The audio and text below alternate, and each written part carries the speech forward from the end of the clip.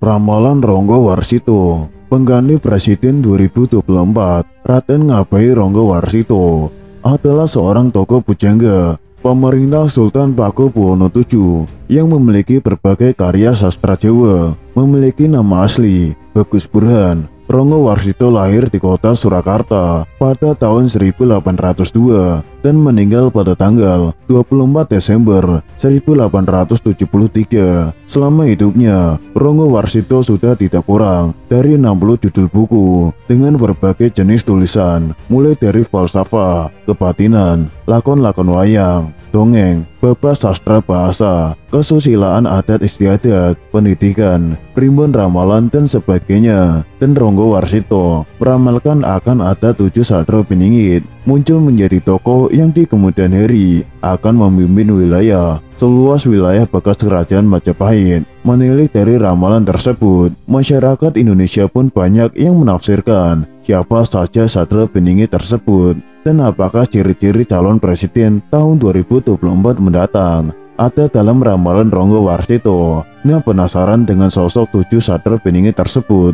Simak selengkapnya. Yang pertama, Sadra Kinunjuro Murwokuncoro. Murwokuncoro merupakan tokoh pemimpin yang akrab dengan penjara atau Kinunjuro. Disebutkan sebagai pemimpin yang akan membebaskan bangsa dari belenggu keterpenjaraan, yang kemudian tokoh tersebut akan menjadi pemimpin yang sangat tersohor hingga di seluruh jagat. Dari penjabaran itu, ditafsirkan jika sosok Murwokuncoro sebagai Soekarno, sang proklamator dan presiden pertama Republik Indonesia, yang juga dikenal sebagai pemimpin besar revolusi dan pemimpin rezim Orde Lama, berkuasa tahun 1945 sampai 1967. Yang kedua, Sadra Mukti Wibowo Sandung Kesampar. Tokoh yang satu ini digambarkan sebagai pemimpin yang berharta dunia atau mukti, juga berwibawa atau ditakuti, yaitu Wibowo. Sayangnya, sosok ini akan mengalami sebuah keadaan yang membuat dirinya terlihat salah, buruk, juga selalu dikaitkan dengan segala keburukan atau kesalahan. Kesandung Kesampar. Dalam tafsiran tersebut, tokoh itu dianggap sebagai Soeharto, Presiden kedua Republik Indonesia dan pemimpin rezim Orde Baru yang ditakuti. Dirinya menjadi pemimpin pada tahun 1967 sampai 1998. Yang ketiga, Satria Cinumbu Semula Atur. Tokoh tersebut ditafsirkan sebagai B.J. Habibie yang menjabat sebagai presiden tahun 1998 sampai 1999 karena dijabarkan sebagai tokoh pemimpin yang diangkat Cinumbut, namun hanya dalam masa jeda atau sekedar menyelingi saja. Semula Atur. Yang keempat, Satria Lelono Tanpongkrame. Selanjutnya, ada tokoh pemimpin yang juga mengembara atau berkeliling dunia atau Lelono dan merupakan seseorang yang mempunyai tingkat kejiwaan religius yang cukup. Tanpongkrame. Tokoh ini ditafsirkan sebagai Kiai Haji Abdurrahman Wahid atau Gus Dur, Presiden keempat Republik Indonesia yang memimpin pada tahun 1999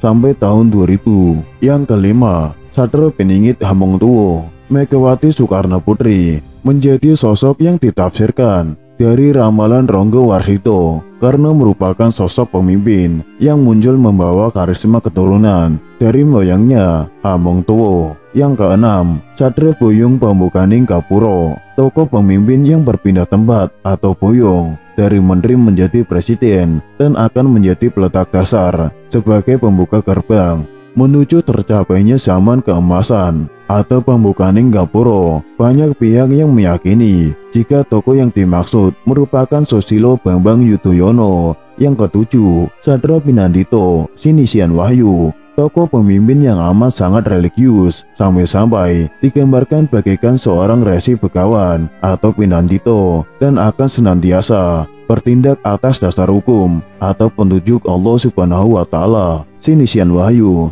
Namun penjabaran ciri-ciri tersebut menurut masyarakat tidak sesuai dengan Presiden Jokowi, sehingga masih banyak orang yang menunggu siapa sosok Sadra Pinandito Sinisian Wahyu ini. Tapi tidak sedikit pula masyarakat menganggap jika tafsiran tersebut merujuk pada wakil presiden, yaitu Ma'ruf Amin. Lantas apakah Anda ada sosok Satrio Pinantito Sinisian Wahyu yang terlihat dari calon presiden tahun 2024?